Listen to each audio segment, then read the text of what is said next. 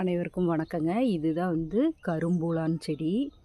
இந்த செடி காயகல்ப மூலிகை அப்படின்னு சொல்லிட்டு ஔவையார் குறிப்பிட்டிருக்காங்க. இங்கே பாருங்கள், இந்த மாதிரி கருப்பு கருப்பாக குட்டியாக காய் காய்க்கும். இந்த வாது பூரா காயாக இருக்கும். இப்போ இதில் கம்மியாக இருக்குது.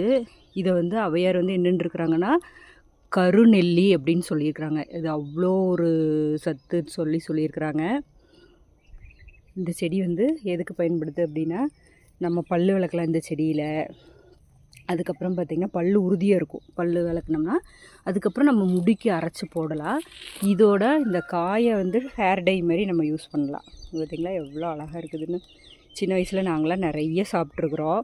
அப்போ சாப்பிடக்கூடாது, காது செவிடாயிரும் அப்படின்லாம் சொல்லுவாங்க. ஆனால் எங்களுக்கு அப்போலாம் இத்தனை பேக்கரியோ தீனியோ எல்லாம் இருக்காது சாப்பிட்றதுக்கு.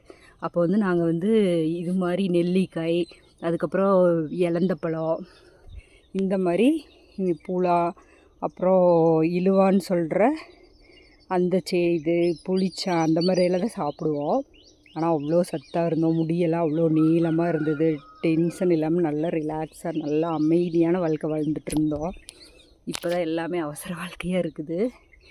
பாருங்கள், செடி இப்படி தான் இருக்கும். செடி வேணுங்கிறவங்க வாட்ஸ்அப் பண்ணுங்கள். என்னோடய நம்பர் 7010334251. நான் ஃபஸ்ட்டு கமெண்ட்டில் போடுறேன் நம்பரு. உங்களுக்கு செடி வேணும்னா ஒரு சின்ன பாட்டில் வச்சா கூட போதுங்க, நல்லா வந்துடும்.